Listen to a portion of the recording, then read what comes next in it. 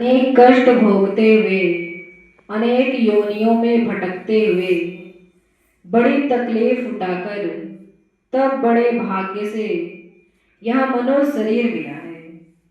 ये हम अनेक जन्मों के पुण्य से, महापुरुषों की अपार दया से प्राप्त हुआ है। ये पहले ऐसा कभी मौका नहीं मिला था।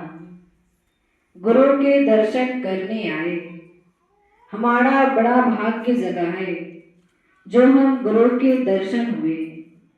यह गुरु के दर्शन पहले हम बाहर से मिलेगा। बाहर से दर्शन मिलने पर उनका सत्संग मिलेगा। जब गुरु प्रसन्न होते हैं तभी परमात्मा भी प्रसन्न होते हैं। तो 4 खान और 84 लाख योनियों का चक्कर काटकर इस मनुष्य शरीर में आए हैं। तभी यह प्रार्थना होती है कि गुरु के दर्शन करने हम आए बड़ी दूर से। गुरु का महत्व तो तब समझता है जब इस प्रकार गुरु के दर्शन और सत्संग से समझ आती है। रास्ता पाकर साधना करता है तब वह कहता है कि गुरु ने बड़ी कृपा किया है। गुरुदेव दया करो, जो कहोगे वही करूँगा। तब गुरु की दया से वासनाएं घटती है। सत्संग में बैठता है, मेहनत करता है, धीरे धीरे तपता है। मन बुद्धि चित्त अहंकार सबकी सफाई होती है। जब अच्छी तरह से तप जाता है तब कहता है कि बिना गुरु के कृपा के नाम नहीं मिलेगा। गुरु ही नाम देंगे। गुरु से प्रार्थना करता है, गुरु से नाम रूप स्थान और रास्ता दे देते हैं। रास्ते का भेद दे देते हैं। गुरु नाम की डोरी दे देते हैं।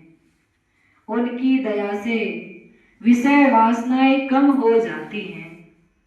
तब ऊपर चढ़ता है तो यह गुरु उस गुरु के पास ले जाते हैं। जब चढ़ते चलते सचखंड पहुंचते हैं तो कहते हैं बहुत दूर से आए, इतनी दूर है, बिना गुरु के पहुंच नहीं सकते। गुरु कृपा बिना कुछ नहीं। गुरु के कृपा के बिना साधन भजन नहीं बनेगा। फिर बिना साधन तथा रोज के अभ्यास के कुछ नहीं होगा। रास्ता पाने पर उस गुरु के पास जाने का अभ्यास करना होता है। सुमरन में नाम को लेने से और दृष्टि के टिकाने से सूरत साफ होती है। उससे अंतकरण साफ होता है, तब सूरत हल्की होती है। इसीलिए हम सबको गुरु के पास पहुंचना है। बिना सच्चे गुरु के अन्य काम जैसे दान पुण्य पूजा पाठ का कोई असर ना हो और ना होगा। कर्मों का टैक्स कर्मों का सबको देना होगा। जैसे व्यवहारिक जगत में टैक्स है, वैसे ही कर्मों का टैक्स है। जब संसार में जो चीजें प्राप्त हैं, हवा पानी सूरज इत्यादि, सबका टैक्स तो देना ही होगा।